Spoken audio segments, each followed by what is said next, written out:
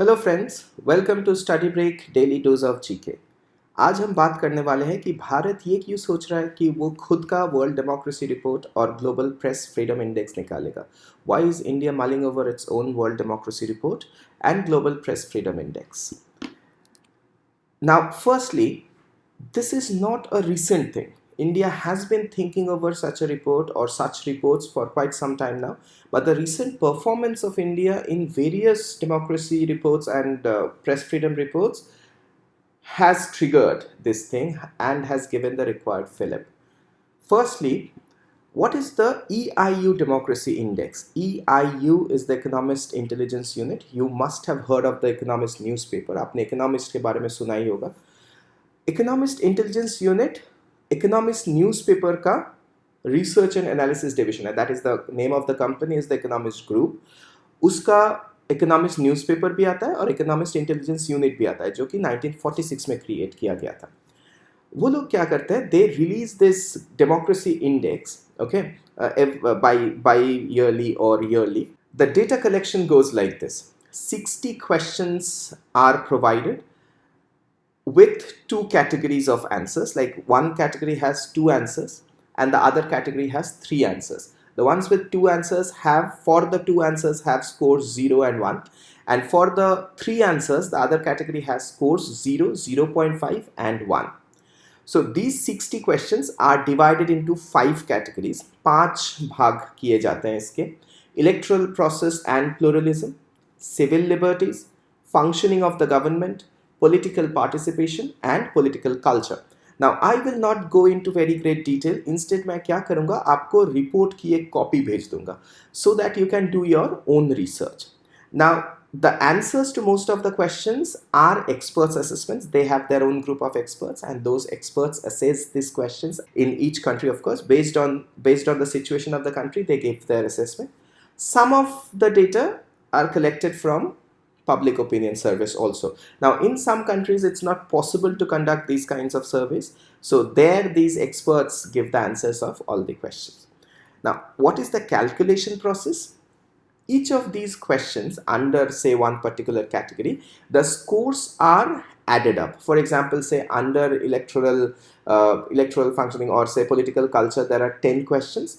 So each of these questions may be 0 and 1, maybe 0, 0.5 and 1.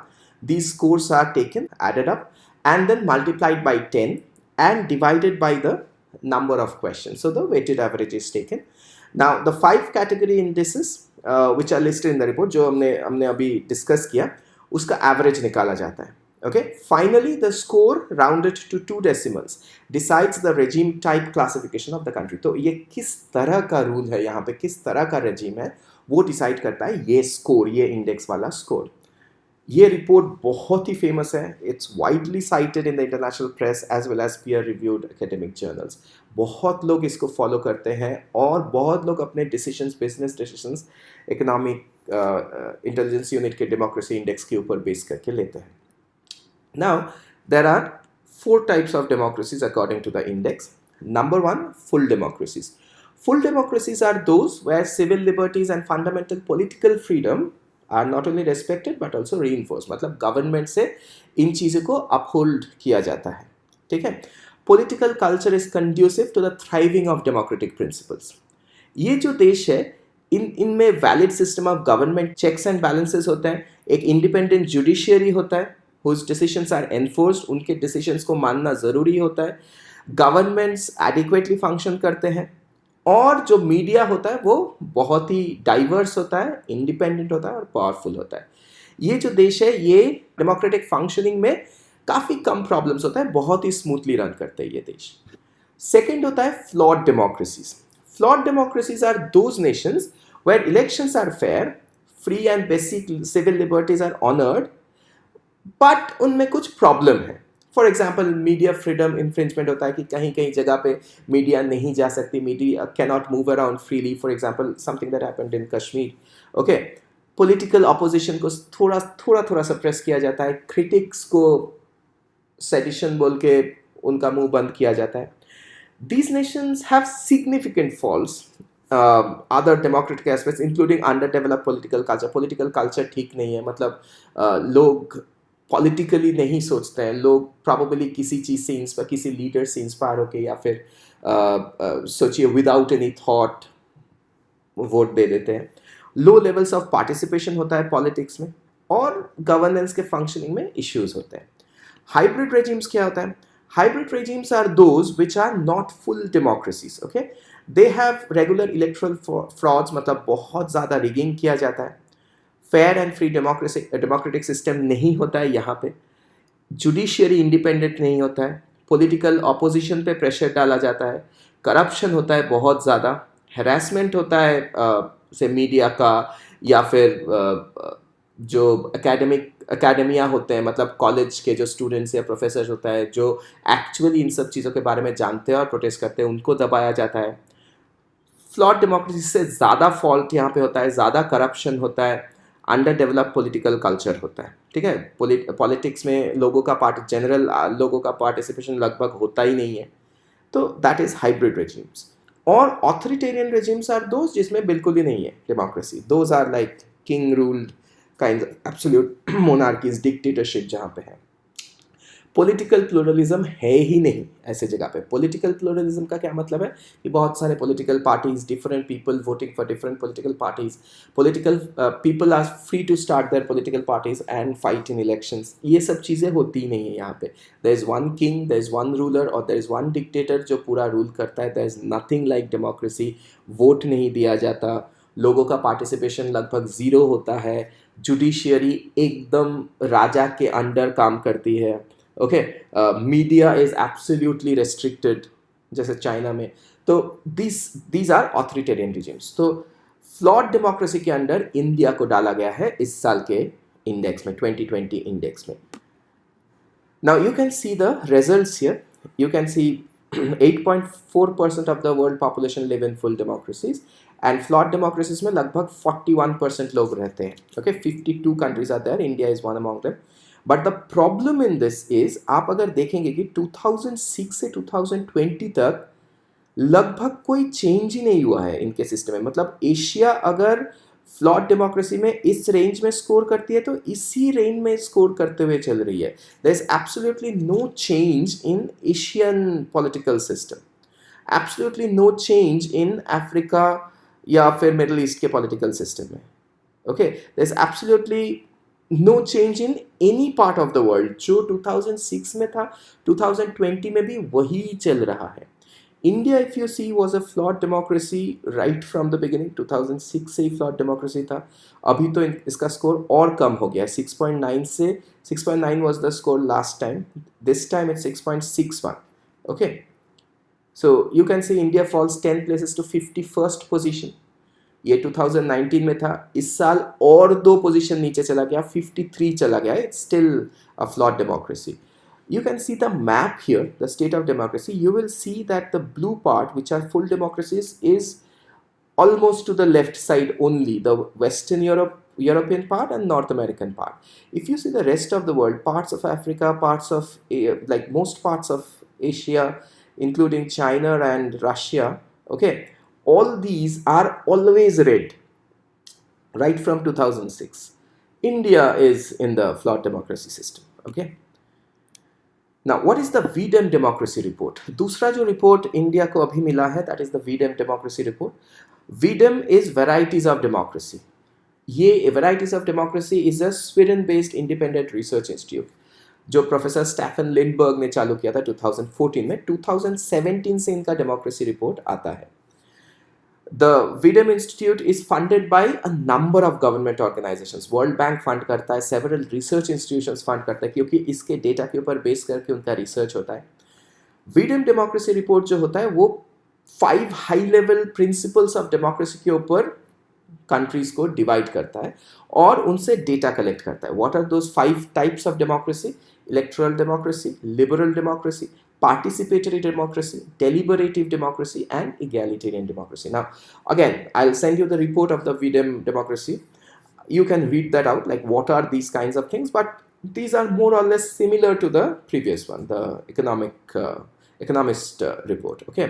Now, this data is updated and released every year as the VDEM democracy report. 2017 से चालू हुआ है ये। 2020 तक इनके पास काफ़ी सारा डेटा आ चुका था। 470 indicators, 42 mid level indices, 5 high level indices. तो इन सब के ऐसा नहीं है कि सिर्फ यही 5 हाई लेवल इंडिसेस है, इनके अंदर भी डिविजन्स है। 82 मिड लेवल है और 470 लो लेवल है। ठीक है, बहुत सारा डेटा इनके पास, उनके ऊपर बेस करके ये डिसाइड करते हैं कि कौन सा देश डेमोक्रेसी में किस तरह का परफॉर्मेंस दे रहा है। Each indicator is coded independently by at least 5 country experts. So experts, they have a method. VDM uses methodological tools to deal with rating reliability and confidence intervals in the experts rating. Now, what is VDM saying about India? VDM is saying that the world's largest democracy is no longer an electoral democracy. ये एक electoral autocracy बन चुका है। मतलब जो अभी हमारे ruler है वो एक ऑटोक्रेटिक रूल चालू कर रहा है, वो एक ऑटोक्रेटिक रूल चला रहा है। And there is no democracy, मतलब ऑपोजिशन को दबाया जाता है, प्रेस को दबाया जाता है इंडिया में। और ये स्पेशली शुरू हुआ है बीजेपी और नरेंद्र मोदी के विक्ट्री के बाद 2014 में। डायरेक्ट ये चीज़ वीडीएम डेमोक्रेसी रिपोर्ट ने कहा है। ओके, यहाँ पे मीडिया को फ्रीडम नहीं दिया जाता, एकेडेमिया को फ्रीडम नहीं दिया जाता, सिविल सोसाइटी के जो प्रिविलेजेस है उसको कट किया जाता है, कर्टेल किया जाता है। ठीक है, सो इंडिया का जो स्कोर था वो 2013 में 0.57 था। अगर आप 2020 में देखेंगे तो ये 0.34 हो गया है, which is a 23 percentage point drop on the liberal democracy index. मतलब इंडिया और लिबरल रहा ही नहीं। This is what V-Dem is saying. Okay, it's one of the most dramatic shifts for all countries in the past 10 years। मतलब 2013 से 2020 में इतना drop liberal democracy में बहुत कम देखा जाता है। लास्ट ईयर के डेमोक्रेसी रिपोर्ट में इन्होंने कहा था, वीडम ने कहा था कि India is on the verge of losing its status, मतलब अभी खो देगा। और लेकिन वो टॉप 90 कंट्रीज में था out of 180, total 180 countries were indexed. So उसमें से टॉप 90 में इंडिया था। इस बार इंडिया टॉप 90 से बाहर चला गया और उसका स्कोर 97 हो गया है, which is pretty bad. Okay, this is primarily based on what happened in Kashmir after the lockdown and the other things like internet shutdown and all, and the way the media and the people were suppressed during the CA and RC fights. Okay, also the autonomy of the Election Commission of India was curbed. Now, VDM says the worst thing that VDM says is there is high degree of media bias and a fall in academic and religious freedoms. Okay, India में media बायस बहुत ज़्यादा है। मतलब media किसी leader या किसी party के favour में ही बात करते रहते हैं, इट्स नॉट इंडिपेंडेंट। ठीक है, एकेडेमिया जो होता है उसको दबाया जाता है, रिलीजियस फ्रीडम नहीं दिया जाता, and all these things have been mentioned in the V-Dem report. Now you can see VDM says that there is a third wave of autocratization। मतलब जो दुनिया के डेमोक्रेसीज है वो धीरे धीरे ऑटोक्रेसीज बनते जा रहे हैं। 68% of the world's population now lives in autocratic regimes. उसमें से आप देखेंगे सारे जो कंट्रीज है वो या तो एशिया में है, साउथ अमेरिका में है, या फिर ईस्टर्न यूरोप में है, पोलैंड जैसे, हंगरी। आप नहीं देखेंगे कि स्वीडन में ये हो रहा है, आप नहीं देखेंगे कि अमेरिका या कनाडा में ये हो रहा है। अब देखिए जो कंट्रीज है सारे Asia, east Africa, Africa, eastern Europe और साउथ अमेरिका के कुछ कंट्रीज हैं जिनमें इंडिया भी आता है। ये कैसे डिफाइन करते हैं ऑटोक्रेटाइजेशन को? ये बोलते हैं कि typically it follows the similar pattern all over the world. पहले मीडिया या सिविल सोसाइटी को दबाया जाता है, पोलराइजेशन ऑफ द सोसाइटी होता है कि ओपोनेंट्स जो होते हैं, मतलब जो ओपोनेंट पार्टीज होते हैं उनको दबाया जाता है, फॉल्स इंफॉर्मेशन स्प्रेड किया जाता है और अल्टीमेटली इलेक्शन बंद कर दिया जाता है। इलेक्शंस आर नॉन एग्जिस्टेंट और like even if it is there like it's completely rigged.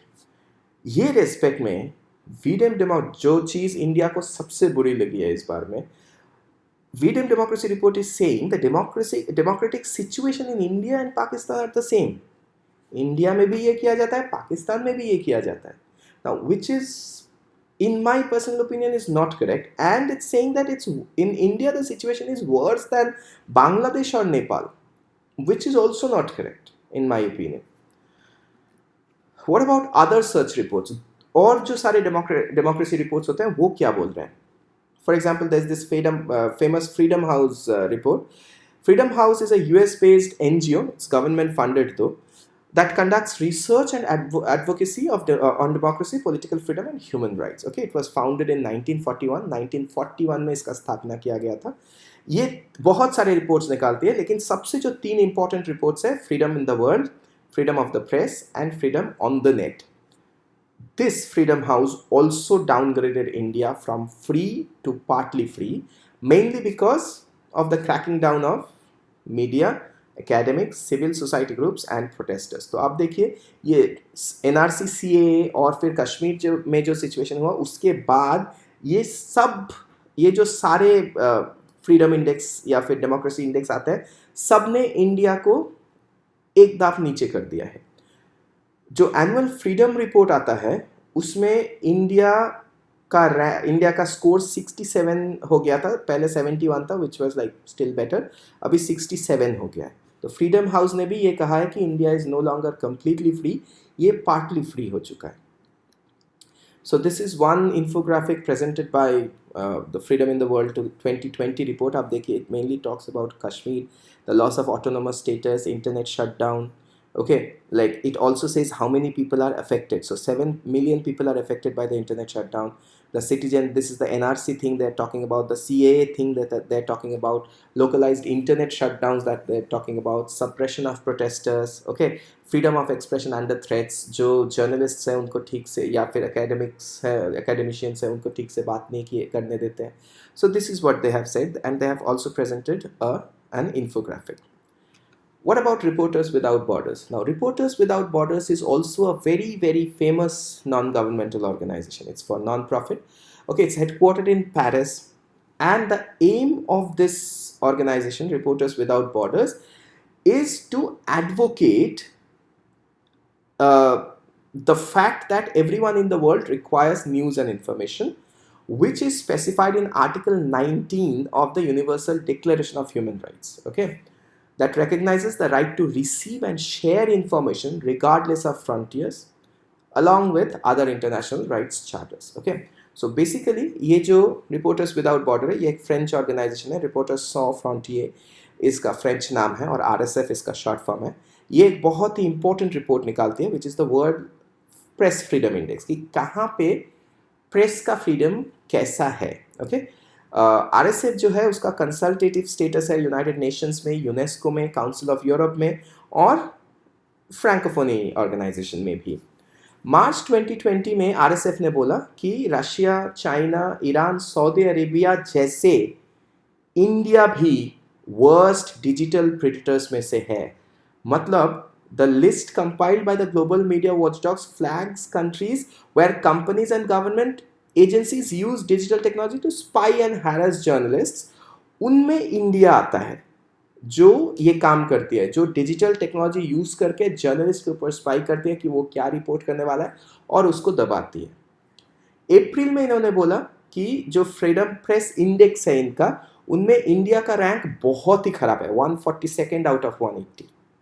Okay, और पहले 140 था, अभी 142nd हो गया. It criticise the longest electronic curfew in the history in Kashmir and highlighted that state troll armies in the country use the weapon of disinformation on social media. तो वो क्या बोल रही है Reporters Without Borders, that India ने जो internet shutdown किया था कश्मीर में वो बहुत ही ख़राब है. It's the worst among all the kinds of electronic curfews. और हर एक पॉलिटिकल पार्टी का यहाँ पे एक ये स्टेट ट्रोल आर्मी होता है जो फॉल्स इन्फॉर्मेशन स्प्रेड करता है ये सोशल मीडिया पे या फिर अदर मीडिया पे भी. तो ये रिपोर्टर्स विदाउट बॉर्डर्स कह रही है.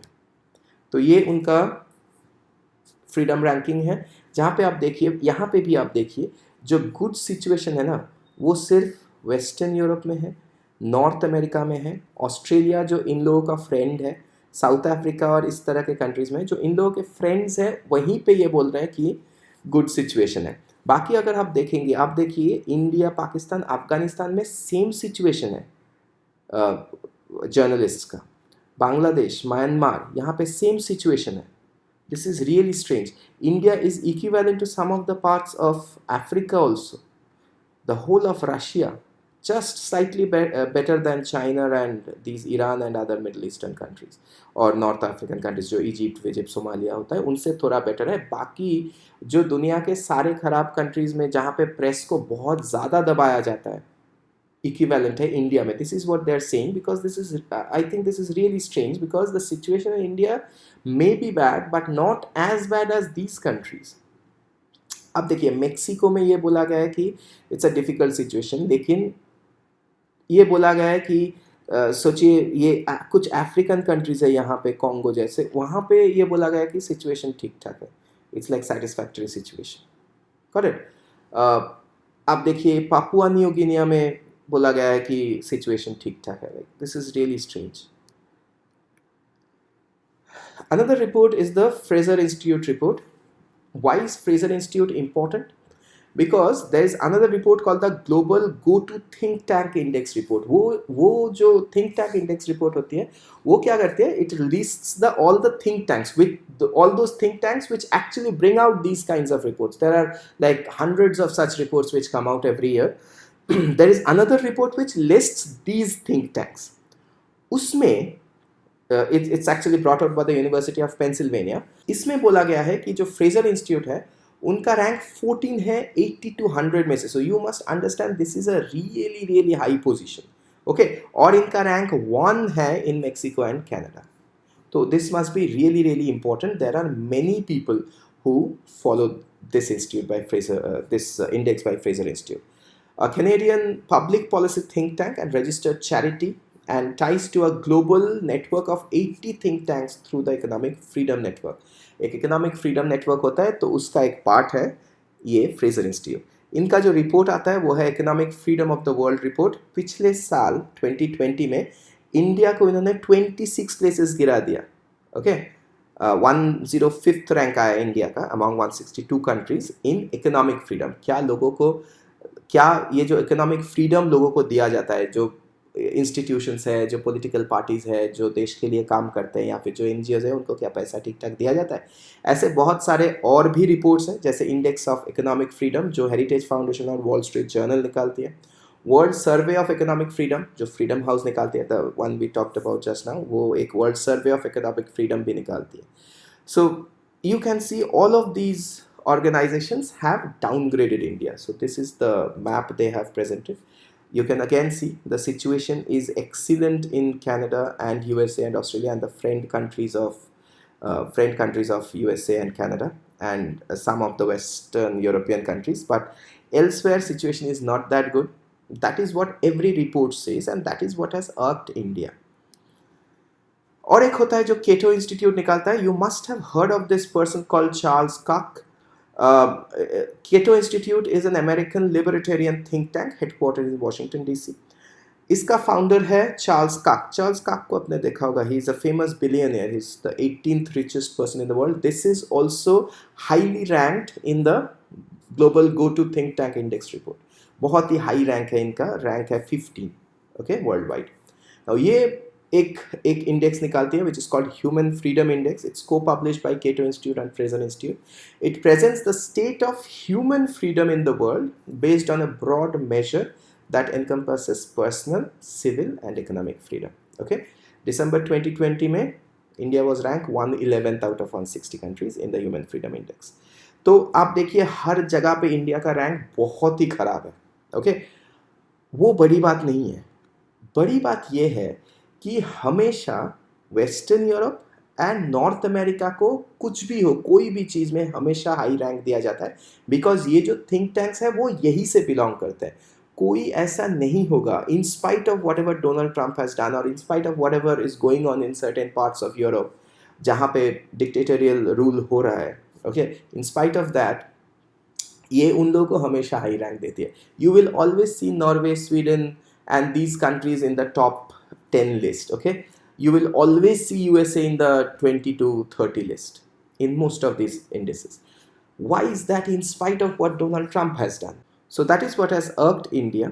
Now India therefore mulls new democracy report and freedom index by local think tank. India ने क्या सोचा कि हम लोग भी एक local think tank निकालेंगे. We will have our own definition of democracy and freedom index और उस हिसाब से हम दुनिया के countries को दुनिया के कंट्रीज को रैंक करेंगे. The discussions to do this were going on before recent reports by freedom house और वीडेम और even the EIU report came, जिन्होंने इंडिया का रैंक काफ़ी डाउनग्रेड कर दिया था.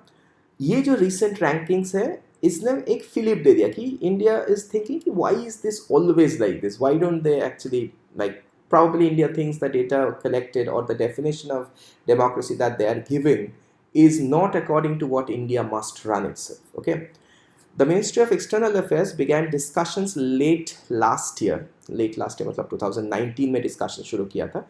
PMO ने एक लेटर फॉरवर्ड किया था. ओके, फॉरवर्ड किया गया था किसके द्वारा? A. Surya Prakash, who is the chairman and current executive member of the NMML, Nehru memorial museum and library. उन्होंने बोला था कि इन सब रिपोर्ट्स को काउंटर करने के लिए India must define its own parameters on democracy, and ऐसे इस पैरामीटर के ऊपर बेस करके देशों से डेटा कलेक्ट करके India must produce it's own report. Okay, so that is why India is actually mulling over a democracy report and a freedom index report by its own standards. So thank you very much, guys. Till next time, see you.